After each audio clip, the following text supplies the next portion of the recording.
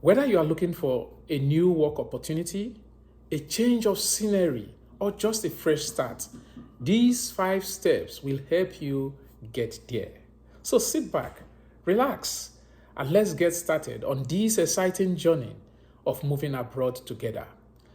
Moving abroad is a very, very big decision, and it is essential to be prepared for the challenges that are to come. So, are you ready to take the very first step towards your fresh start? Research is the foundation of a successful move abroad. It's the key to finding a perfect country that fits your needs and lifestyle. So, the question you want to ask yourself is, where do you start? You start by researching potential countries, and I will show you how to do this effectively in the very next section. So depending on your country of choice, whether it is Canada, whether it is UK, whether it is Portugal, Cyprus, Malta, I am going to show you how you are going to navigate or make this research something that is easy. This is exactly what I did coming over to Canada. When researching potential countries, it is essential to consider the cost of living, the culture, the job opportunities that are available in the prospective country that you are going to. You want to ensure that it aligns with your budget, your lifestyles, and your career goal. The cost of living may vary from one country to another. So this is very crucial in understanding how far the money you have currently will move you to. For example, if you are moving from the United States to Mexico, you find that the money will go a lot further. But let's say you are coming from Nigeria to the United States. Whatever money you have will not be able to take you in the long run. So you want to weigh all these factors before you make your decision. Ensure that you make this decision back home before you even start going. So will the money that you have, will it be able to pay your rent consistently for 6 months to 1 year? Will it be able to offer you transportation, probably getting a fairly used car? On the other hand, if you move to some countries, they are pretty expensive. For example, if you go to Switzerland or Norway. So each country comes with their specific expenses. So you want to calculate these first before ever you make that move. Culture is another critical aspect to consider when researching potential countries that you want to move to. You want to choose a country that you will feel comfortable and you are able to adapt easily. For instance, if you are moving from a big city to a small town, you might need to adjust to the slower pace of life. I have some people back home that say, oh, I can't stay in this particular place because it is too dull. And you have another people who say, I can't stay in this big city because it is too fast for me. So you want to consider all of these before ever you make that move. The next thing to consider is job opportunity. If you are moving abroad for work, you want to research whether you'll be able to get your job. Are you going to get the same level of job that you have in your home country? That is very critical because many countries, for example in Canada, the possibility of you getting the job, that is the level of job you are having back home, is very, very rare. Next to nothing. Sometimes it takes you years to get it. You might need to go for added education, and you might need to do some certification, and you need to also pass some exams before you are approved. You can use online resources like job boards to look for job even before going. You can use expat forums. You can use social media groups. Additionally, you want to research the language requirements, work visa requirements, and any necessary certification that you need to get. For me, I was asked also if I'm going to take the journeyman exams in Canada. I had to pre-qualify back home in Nigeria before coming. So coming here is just taking the exams. But if you do not pre-qualify, it's like you're going to start a 4-year schooling before coming over to Canada. So these are some things that you need to find out. You need to do all of these so that the journey will be smooth. As you will find people when you get here, instead of pursuing your job, they will tell you you have to start probably in security, probably in all law, paying job before you get that realization. And years would have gone by.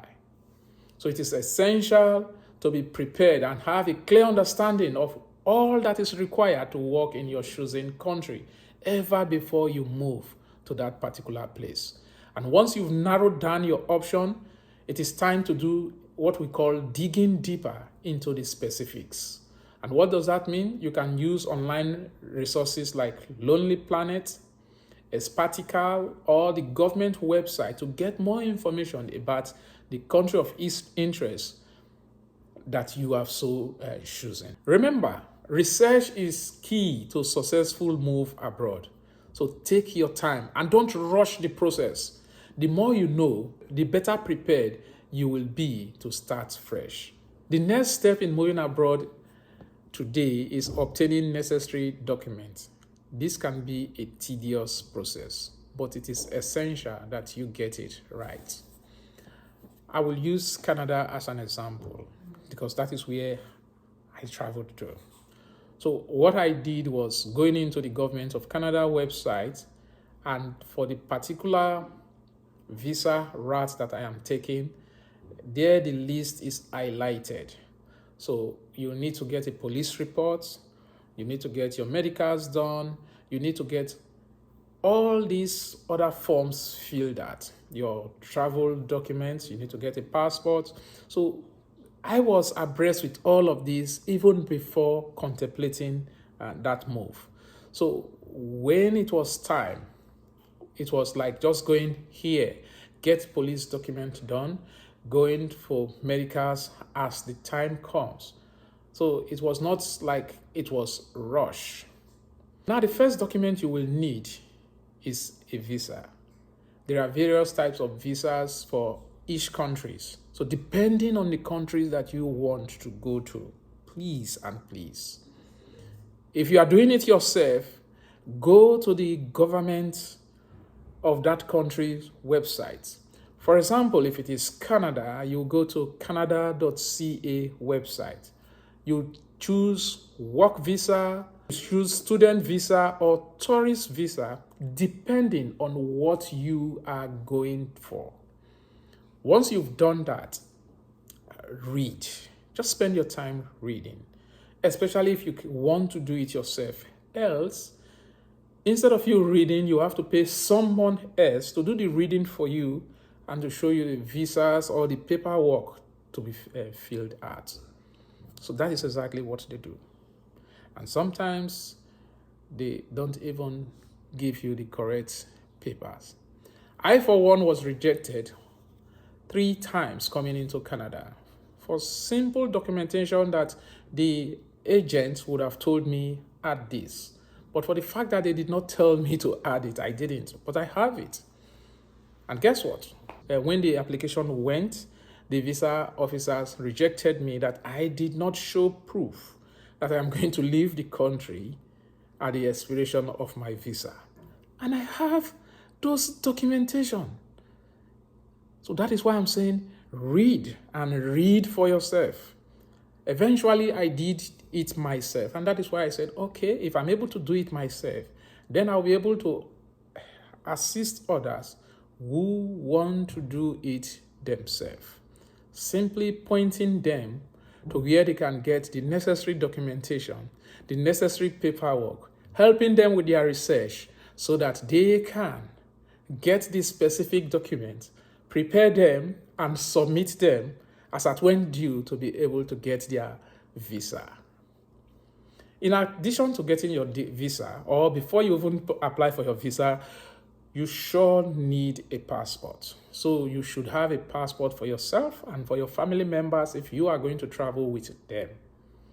So please do not start your preparation if you don't have a passport that is from your country. The first thing is to get your passport. And if they need a language test, please also ensure that you get the language test done. In some countries, it depends, but in Canada, the language test lasts for 2 years. So get all of these if it is required for you, and check the level that your language test is required at. think for Canada, most of the immigration processes is at CLB 4 and 5, but aim for higher so that when you do not score high, you drop the required level. So in addition to having your visa, you will also need to obtain a work permit or a resident permit for a particular country that you are going through. These documents will allow you to live and work in your choosing country legally. The application process can vary depending on country, and you can usually find necessary information in the government of that country, their website. For Canada, it's canada.ca. So just put it on Google and just type the government of UK, the government of the United States, their website, the official website will pop up. Probably on the first or second, you will see it. Because I will not have the time or space to put all the government's websites on this particular video. But it's as simple as that, doing that research. Another important document that you will need is to obtain health insurance. If you are coming as a permanent resident for the first 30 days, you need to have your own insurance before the government eventually gives you. But if you are coming for visits, you have to have an insurance to cover the duration of your visit before you go back home. So ensure that you are covered in case of any medical emergencies. What that means, if you are sick, if you are not covered, you are going to pay so much, and it is not fun. When applying for documents, it is essential to have all the necessary paperwork in order. These include your passport photos, birth certificate if it is required, proof of income, in other words, your employment, your pay slip or pay stubs, a letter from your employer stating that you are visiting, you work with them, but you are currently visiting the country. You need to have all of these. Make sure that you have all the required documents before submitting your application. Because if your application is not correct, it will be returned to you, and that takes time. The good thing is that for most of these embassies, these countries, they have a checklist. So before you start filling any of this form, print out the checklist. And you have another empty envelope, and as you go, you've done with one, tick it and put it here. Tick the next as you feel, put it inside the envelope. At the end of the day, when you finish that checklist, you know that you are fine and you are good to go. The application process can be lengthy, so it is essential to plan ahead. Start the process early to avoid any delay or any complication. You can also consult with an immigration lawyer or relocation consultant. I did that before. I used 3 of the biggest immigration consultants, but 3 of them failed me woefully. Eventually, I did it myself, and that is when I got success. Remember, obtaining all necessary documents is a critical step in you moving abroad. So take your time. Make sure you have all the necessary paperwork in order. Now let's talk about financial planning. This is very, very critical of moving abroad, and it is essential for you to get it right. In this section, we are going to cover the key things you need to consider when planning your finances. The first thing you need to consider is budgeting for the move. This will include the cost of the flights, accommodation, and transportation. You also need to budget for any document or paperwork required for the moves. In addition to budgeting for the move, you also need to consider your living expenses in your chosen country. This will include rent, food, transportation, and utility. You need to research the cost of living in your chosen country and to get an idea of how far the money you have presently will go. Another critical aspect of financial planning is understanding banking in your new country. You need to research banking that offer expat-friendly services, including online banking and credit cards. You may also need to open a local bank account to receive your salary or pay bills. When planning your finances, it is essential to have a safety net in place. This could be a savings account or an emergency fund to cover the unexpected. You should also consider investing in currency exchange services to get the best rate for your money. Financial planning is crucial to a successful move abroad. Take your time and research your options carefully. This will ensure that you have a smooth transition and can enjoy a fresh start in your new country. Finding housing is another critical step in moving abroad today. This can be a daunting task, especially if you are not familiar with the local real estate market.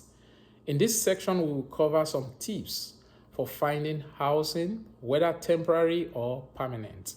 The first thing you need to consider is the type of accommodation you are looking for. Do you want a shared apartment, a studio, or a family home? You need to research the local real estate market to get an idea of what's available and what you can afford. For me, knowing fully well I don't know the place in that as at that time, what I did when we were to come, we got an Airbnb. We got it and we booked it for 3 weeks. And 3 weeks was enough for us to go scouting for a new permanent apartment to stay. So while there in the Airbnb, we went out to survey other places using some real estate agency, and we got a more permanent place and moved from the Airbnb to that particular place where we currently call home now. You can also use online resources like property websites, social media groups, or expert forum to find housing.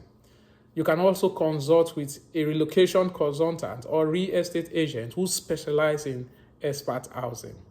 Another thing many people do is, if you have family members or friends in that particular country, you can ask them to look for houses for you.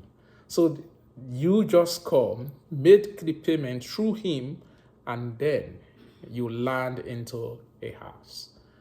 When searching for housing, it is essential to consider factors like the location, safety, and amenities. Yes, we had a preconceived idea from people who told us that, the west of town is not good to stay. You have to stay in the east.